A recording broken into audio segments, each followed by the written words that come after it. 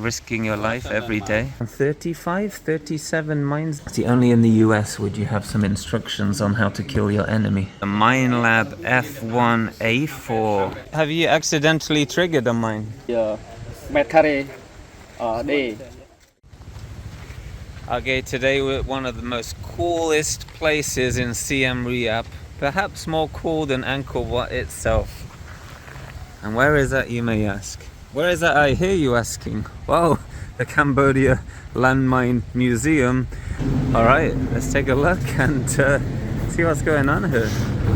Okay, so $7 to get in.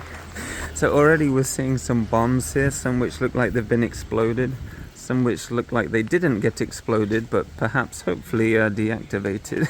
So this started in the 60s during the Vietnam War, the height of the Vietnam War. America were bombing Cambodian and Lao supply lines, dropping bombs in the region. Now some of them didn't explode, effectively making them landmines in themselves. There's a little cafe in there. So that seems to start everything to do with the mines. So we'll learn more when we get inside. Thank you.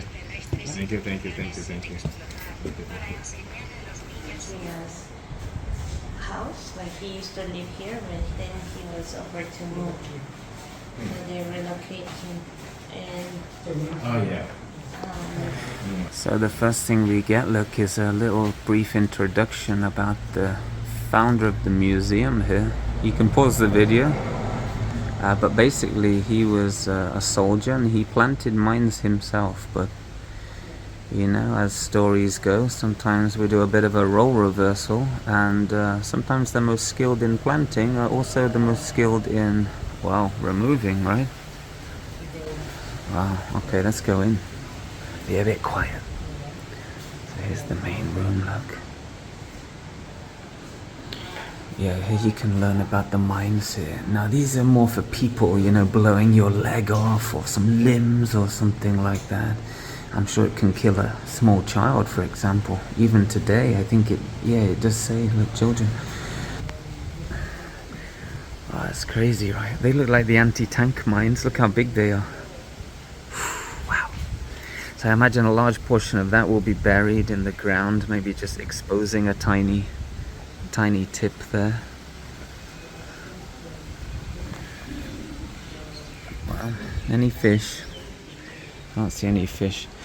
So yeah, it's endless. You could really be here all day if you're a true, you know, Vietnam / Cambodia / Khmer Rouge war buff. Yeah, there's so much information here. It's unbelievable. Look, Khmer Rouge leader Pol Pot. Wow, responsible for killing almost 2 million Cambodians. And if you want to learn more about Pol Pot, well, I made a separate video on Pol Pot. You can check that out. So this is a Pol Pot-less video, or at least a minimal Pol Pot. Some of these photos are very unique, you know. You see some on the internet, but this is the opportunity to see some original photos that perhaps haven't been scanned in and preserved for the world to see, which is a good reason to leave your house and see these things in person if that's possible. But I appreciate a lot of people cannot do that, so this is why I love making these videos, to bring you things you cannot normally see. Look at all these kind of unexploded little grenades. You remember that from Red Scorpion, right, with Dolph Lundgren? Look there. Crazy, right? All these, look. And imagine this is one museum. Imagine how many more are out there, right? Look how rusty they are too. So with all the rust here, you can see they've either been stored outside or collected way after the fact, right? The second one being pretty scary indeed. Look at that, Cambodia 1985. This is one of the entrances around the Bayon temple here. Here's some tanks going through. Look at these guys shooting. I know it's a depiction, but you can't deny it. happened at some point. A lot of missing legs. So if you go to Angkor Wat, you're going to see some museums there, musicians playing traditional instruments, and you'll notice a lot of them will have appendages like fake legs. They'll be playing their instruments, and the leg will be, propped beside them. And this is real, this isn't something like you read in a museum, you leave and everything's gravy, right? This is something I've seen a lot of. This is real. It is very real. We went to a bar the other day. There's a lady serving us beers. She had one arm. I don't know how she lost it, but there we go, look. So these are the guys I was just talking about, look, playing instruments. You can see his leg there, look. Look out the window here. Even more mines. Or mines, grenades, sorry. Look at all those grenades. That's unbelievable. Wow. Yeah, unbelievable. Yeah, here's more musicians right here, look. So many missing limbs, right. So Cambodia, when they started this mine removal initiative, I'm not sure what year the rats came in. The rats, like I say, are trained in Tanzania, 9 to 12 months. They ship them in and they start sniffing out the mines because rats have such an amazing sense of smell, even better than dogs. So that's why they're the perfect animal. But since the early 90s, every year they'd be having quotas to find as many as possible. And right at the start, they'd be finding thousands every year. And they're hoping to be mine-free by 2030. But I think last year it was around 37 mines they found. They're getting funding and help from Japan and all these different countries to try and free Cambodia of all of its mines. But like I said at the start of the video, the US kind of started it, during their involvement in Vietnam, bombing the supply lines. We don't want Ho Chi Minh to move munitions through Vietnam, so that's how it started. When Pol Pot came in, I promised I wouldn't mention Pol Pot, but Pol Pot, leader of the Khmer Rouge, comes in. He hates the Vietnamese, right? He also wants to protect his own country. Let's throw some mines down as well. Vietnam soldiers, put some mines down. What about the conflict between Cambodia and Thailand? Throw some more mines down.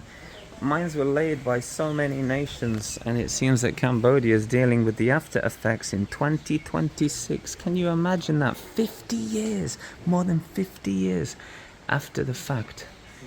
Cambodia is still having issues with mines, and you contrast that to other nations who are too busy wondering what frappuccino to order from Starbucks. It is absolutely unbelievable, the scale of everything. Yeah, over here, look. So here he is, look, still finding mines, look. This looks like an anti-tank mine, look. Look at that in tall grass. Imagine being a simple fisherman or a small child, going through the forest, and you step on one of those buggers and I wonder what the yeah, there we go, look, anti-tank mines, look, all different model numbers, look, coming out of Czechoslovakia at the time, so Europe, USA, USSR and China. Wow. These were being produced in all these countries around the world, anti-tank mines, and this is kind of what they look like close up, look. All different models. Oh man. All the same kind of shape, right? This is probably how they get the explosives in, look. A little cap on the top. You remember those label printers? I think everyone in the 1980s had one of those to label their VHS tapes, didn't they? And the cassette tapes. Wow, look, unbelievable, look at this. Look, Claymore mines, US Claymore mines. Look at that, look, front towards the enemy. You have to put instructions on that. That is unbelievable, isn't it? See, only in the US would you have some instructions on how to kill your enemy. I say that with humor because every time the British and the US do joint military exercises, they always blow our soldiers up. That's a fact. In Iraq, in Afghanistan, even as of late. I don't know what it is, but the US like to blow up their allies. Doesn't get reported in the US media that much, but we hear it in the UK a lot. Look at this prosthetic, look. You put your stump in there, so this will be a below knee amputee. A below knee amputee. He will be wearing something like that. That would be bloody uncomfortable in your stump. You'd be vaselining it, driving yourself crazy with that. Look at these artworks here. Look at that. Wow, that's crazy, isn't it? Here's how some of these sort of work. Look, this one almost looks like they drive it into the ground. Wow. And these companies would have made millions of weaponry here. You know, your government, think about it, right? Your buyer is the government, the army. They want these things. If you're a munitions factory in Europe at the time, in Russia, in America, and even far back before World War II, in Germany as well, like all these nations producing these munitions, and you have what would seem like almost an unlimited customer giving you all this money from its taxpayers. You know, it's a very good business, business making munitions for war. And even today that is the case. There's been movies off this, you know. Yeah, insane, right? Look, even more. Look at these. Wow, this is endless, isn't it? It's endless. Look at this guy, look. The machine guns here. Look how rusty they are. You know, what do you think? Stored outside or found recently? Either way. I love how you can touch them as well. Like you can grab it and interact with it. And they don't mind, you know why? Because there's so many of them. Who cares if you put your finger grease on there? We got 100 more in the back room. Unbelievable, right? Look. Oh, here we go. Look, Germany. Do you think they're left over from World War II? I mean, Germany were pretty well and truly defeated, weren't they, after World War II? Country split in two, Berlin Wall. Even today, they're so hesitant about bringing weapons into Ukraine for war. They don't want to get involved. They want to remain neutral, you know. Even after World War II, like finding a Nazi museum in Germany was almost impossible. You have to go to Poland to learn all about all that stuff. Although that seems to be changing a little now, but yeah, certainly you go to Germany in the 90s, finding a Nazi museum, a little tough. What on earth is this thing? Modern art, right? Wow. Oh, there's the African giant pouched rat. And you may say, pouch? What's the pouch? Is it a kangaroo? No, it just has pouchy cheeks. It's like this. It's somewhere between a guinea pig and a rabbit. That's how big it is. It's quite big. But it's not heavy enough to trigger one of those little mines, the people mines. Yeah, look, coming out here, look, there's cages and cages of hopefully deactivated munitions of various shapes and sizes going all the way here. Look, this is the layout of the museum. Look, 11 mines were found on the land. Wow. And here the photos, look, these are some people trying to detect mines here. Now, you may be saying before the rats come in, or if they have a bad supply of trained rats, you know, these rats do take around 1 year to train in Tanzania before they're sent over to Cambodia. How long does it take? Well, one African rat can clear a tennis court in 30 minutes. And if you want to put a person there instead of a rat, it could take 2, 3, 4 days. Big difference, right? So rats number one. Oh, look at this thing here. Whoa, look at that. That's spicy, isn't it? Look at this. And there's that familiar little tag on there that we see in many museums. Look, recoilless gun. Recoilless gun. You can fire this and you can put your body there. It's not gonna give you any feedback. And shoot that to your heart's content. And when something is recoilless, why not put a young 16-year-old fresh out of training, right? Doesn't matter what your body weight is, you can sit there and fire all damn day long. It's not going to cause you any problem. Little chicken there. I think we're back at the entrance, look. Or some toilets. Alright, let's complete the circle. Let's complete the circle. Yeah, wow. Look at that, wow. Whew. Yeah, I'm sure that wasn't a bomb. I'm sure it's lost to time, but certainly it looks a bit scary, doesn't it? Look at this. Wow. I really love doing this in school, you know, before the era of computers. You get your pen out, you draw it down. Maybe it's not to scale, but it's fun. Wow. Oh, look at these. There's so many shells that they're just using them as a fence. Unreal. Alright. Okay, well, here we go. Huh? Oh, look, there's an AP mine. Tiny, right? And he's explaining some of the mines here. They put them so you can kind of see. So you have your usual mines here, your anti-tank mines, your limbless mines. Then there's these guys, which I haven't seen before. It almost looks like a grenade on a stick. Let's move the plant. And then there's a trip wire that comes from the pin all the way to some sort of tree or whatever you want to tie it to. And when you trip over this wire here, then that's going to go off and it'll either kill you or, well, separate you from your limbs, really. So that's what a mine would normally kind of look like if someone put it there. But over time, you know, leaves could cover it, and very easy to step on one of those buggers, right? You know, spot it right now. Transfer me to Sima. We get him government in and then so now, if you want to wear to try, I think Sean should try it. Yeah.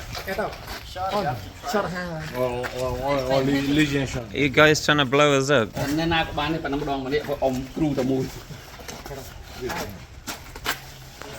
What are you guys doing here? Are they training you as well? Are they training you?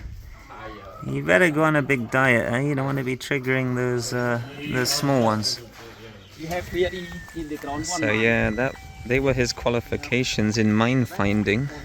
I noticed there was French on the certificate too, which is quite interesting.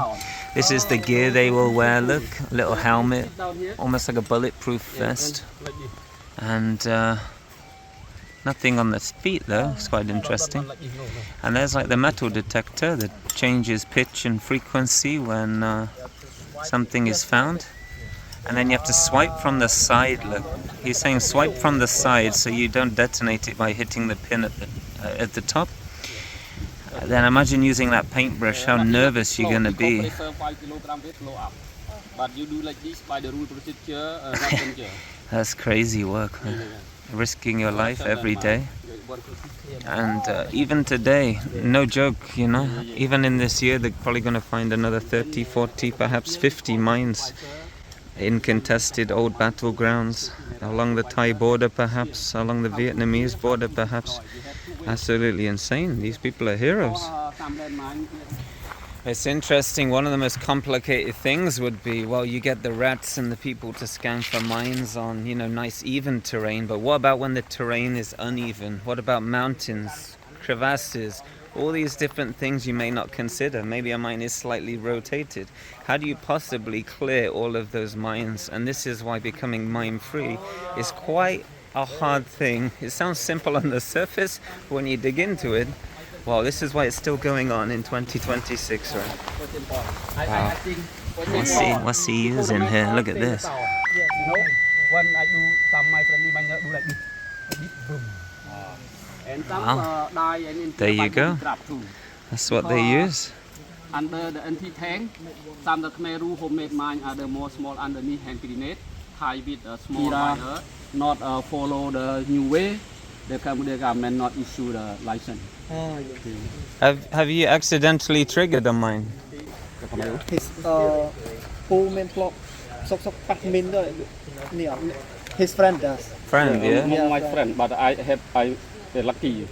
I had never done. You have to remember that his job cannot make mistake. One mistake and he's gone. For sure, yeah. But sometimes I can't stand with the body armor and helmet because hot in summer. when my work go away, I take off. But that's a mistake. But no problem. Yeah. I take off because so hot, so sweat. I take Wow. off. Yeah. I think maybe no man here. I want quickly because when the evening before finish the job, my team leader calculate how many mét carré day we Yeah. have. Mà ngày ban man cái mét carré Square meter. How many square meter per day? Okay, yeah. Yeah. It's slower than the rats, Yeah, right? yeah. That one. different the red, I don't know. Yeah. The red just smell TNT. Yeah. Yeah. We have 2 deminer working at the mine field. One deminer cut the grass with tracer, and then call 2 partners use the metal detector, same like this. Yeah. Yeah, 2 deminer. Wow. Yeah. But some there are many grass or tree, and there are many metal cannot find. Yeah. Because 25 meters square, 2 deminer. 25 square, 2 deminer, separate. Understand, yeah. Yeah. Oh, thank you. You're a hero. That's true. No, honestly. Wow. Okay, so this is the equipment they're using if you're curious. The Mine Lab F1A4. If you ever want to purchase one or you're just curious, some people are, right? Wow. What's going on over here? What are you doing? Here's a closer look at the jackets as well. It's quite simple, really. They're a little weighted inside, but other than that, they're pretty basic. Nothing protecting your legs or arms. And there's the hat. That looks kind of like almost like bulletproof glass. It's very thick anyway. So some good protection on your eyes. I've got a chicken fight over there. So if you want all the figures, pause the video. You can see how the museum was founded, how one guy kind of started it voluntarily. Other people came in, started helping. Organizations were created. Countries stepped in. Pretty crazy, right? Wow. 406 million. Well, that's the cost of what it takes to produce a country almost mine-free. Okay, we can interact with a few things here. We can see this anti-tank mine. It rotates. This is what I love to do, you know, touch it, see which way it goes, how it interacts. It's quite big, you know, look, there's your hand. This one, this is, oh my god, that's heavy. That's so heavy. This is the one that has the trip wire on the top. You trip over that and boom. So it's almost like the weight of a grenade, slightly more even. Not this grenade, but look at that. Look how crude this design is as well. It's just kind of almost like plastic, really. This is how you puncture some vehicles, right? It doesn't matter which way this falls, it will always go spike up. Clever but simple design, right? Yeah, this is, oh man, that is, I don't want to say 2-3 kilos. I don't know, it's pretty heavy. Wow, unreal. We're back in the gift shop, but it's not like any other gift shop. Look at this. Wow. You can buy the real stuff. Look at this. The real gear, the real gear. Ain't that crazy? Wow. Yeah, look at that. Body armor, ballistic edge, extra large. It's crazy because it feels super thin, like it wouldn't do anything. Almost like, you know, that stuff you put around your food to keep it cool, but it's quite amazing how light the armor is now. There's some like grappling hooks here, look. There's some more spikes. Wow, imagine getting these spikes through the airport. That might be quite hard to take home. What do you think? Firing device. Wow.